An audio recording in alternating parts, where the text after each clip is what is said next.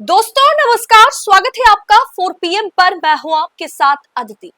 4 सांसदों की ओम बिड़ला से बंद कमरे में मीटिंग हुई, जिसके बाद 20 सांसदों पर 20 मेंबर ऑफ पार्लियामेंट पर तलवार लटकती हुई नजर आ रही है। दरअसल देश की राजनीति में इस वक्त जो है वो एंटी डिफेक्शन लॉ को लेकर के या दल बदल जो कानून है उसे लेकर के भूचाल आया हुआ है। दिल्ली से लेकर कोलकाता तक सत्ता के गलियारों में हड़कंप मचा हुआ है। जिस तरीके से ममता के सांसदों को हाईजैक किया गया, या फिर आप कहें कि ईडी सीबीआई के डर से वो खुद ब खुद भाजपा के समर्थन में चले गए, उस पर अब बड़ी अपडेट सामने आई।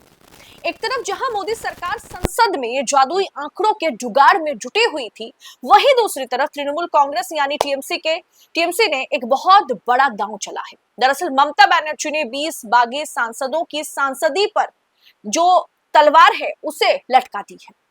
दरअसल ये तलवार है अयोग्यता की। जी हाँ, लोकसभा अध्यक्ष ओम बिरला से टीएमसी के दिग्गज नेताओं की मुलाकात के बाद अब मामला सीधे सुप्रीम कोर्ट पहुंचने वाला है।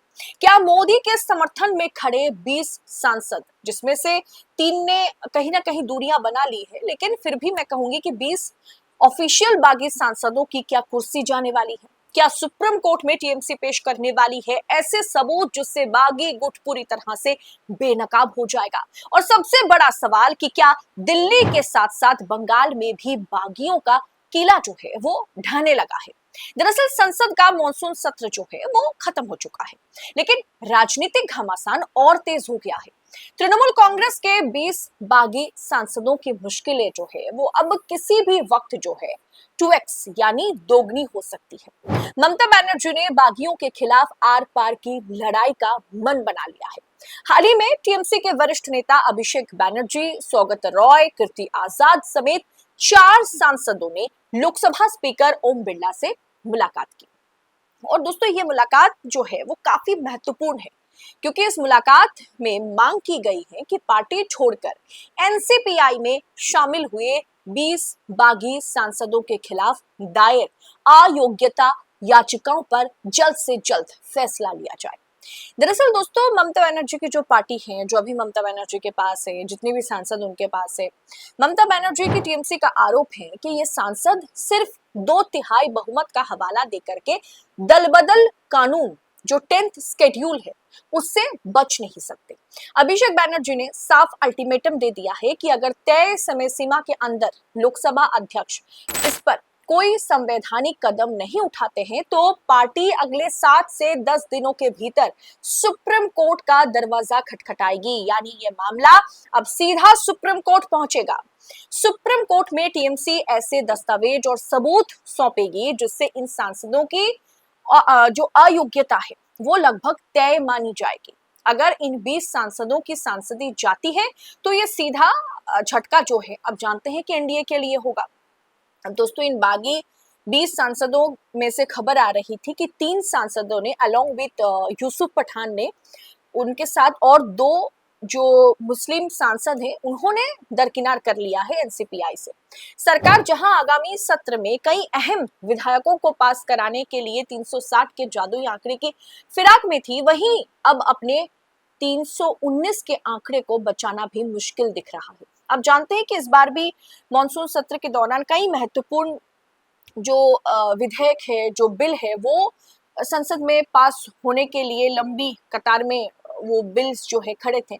लेकिन जिस तरीके से स्टूडेंट्स ने प्रोटेस्ट किया, जिस तरीके से जेन-ज़ी प्रोटेस्ट ने, नीट स्टूडेंट्स के प्रोटेस्ट ने भारतीय जनता पार्टी की सरकार को एकदम अर्श से फर्श पर ला दिया है, उसके बाद संसद में कोई शक्ल दिखाने लायक नहीं बचे। बिल पास कराना तो दूर की बात, और संसद में सरकार के पास, सत्ता पक्ष के पास वो आंकड़े भी नहीं थे। लेकिन अगले सत्र में इसकी पूरी कोशिश की जाएगी।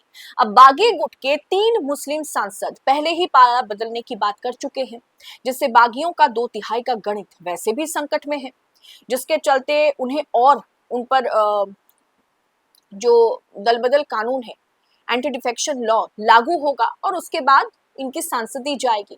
दूसरी तरफ पश्चिम बंगाल की राजधानी कोलकाता में भी बागी गुट में बड़ी दरार देखने को मिल रही है, यानी जो ऋतुव्रत गुट है। ममता बनर्जी पर हाल ही में हुए कथित हमले के बाद ममता बनर्जी पर बुरी तरह से हमला किया गया, कीचड़ फेंका गया, चोर चोर के स्लोगन लगाए गए, जिसके चलते भारतीय जनता पार्टी के लोगों ने भी कहा कि ये गलत है, ये एक्स सीएम के साथ नहीं होना चाहिए। ममता बनर्जी पर हाल ही में हुए हमले के बाद बागी विधायकों का रुख बदलने लगा है। बशीरहाट नॉर्थ से बागी विधायक तौसीफुर रहमान और उनके साथियों ने ममता बनर्जी के समर्थन में प्रेस कॉन्फ्रेंस की और साफ शब्दों में कहा कि दीदी के बिना बंगाल में हमारी कोई राजनीतिक पहचान नहीं है, टीएमसी की कोई पहचान नहीं है। बंगाल से लेकर दिल्ली तक बागियों के सूर जो है वो अब ढीले पड़ रहे हैं। लेकिन जिस तरीके से स्क्रीन पर आप देख रहे हैं ओम बिरला के साथ इतने सारे सांसद नजर आ रहे हैं, इन पर अब तलवार जो है अयोग्यता की तलवार लटकती हुई नजर आ रही है। एक तरफ ममता बनर्जी सुप्रीम कोर्ट में लीगल स्ट्राइक की तैयारी कर चुकी है, 7 दिन का वक्त दिया गया है। अगर इनको अयोग्य घोषित नहीं किया जाता है तो ममता बनर्जी की जो ओरिजिनल टीएमसी है वो सुप्रीम कोर्ट का रुख करेगी, ये अभिषेक बनर्जी ने साफ कह दिया है। दूसरी तरफ ग्राउंड लेवल पर बागियों की घर वापसी की अटकलें भी तेज हो गई है। तो क्या सुप्रीम कोर्ट का फैसला आते ही मोदी सरकार की सहयोगी 20 बागी सांसदों की सांसदी जो है वो चली जाएगी, या फिर बागी गुट कोई नया कानूनी दांव खेलेगा जिसका भरपूर समर्थन सत्ता पक्ष भाजपा करने वाली है? या तो आने वाला वक्त ही बताएगा कि क्या होगा। लेकिन एक बात तय है कि ममता बनर्जी का ये दांव दिल्ली की गद्दी तक हलचल मचा चुका है। फिलहाल इस पूरी रिपोर्ट पर आपकी राय क्या है?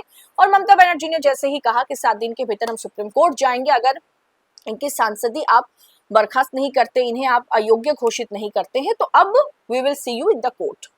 फिलहाल इस पूरी रिपोर्ट पर आपकी राय क्या है, कमेंट बॉक्स में हमें जरूर बताइएगा। और ऐसी तमाम खबरों को यूं ही पड़ताल के साथ पाने के लिए 4 PM न्यूज नेटवर्क के साथ बने रहे। मुझे दीजिए इजाजत, बहुत बहुत शुक्रिया आप सभी का। जय हिंद, जय भारत।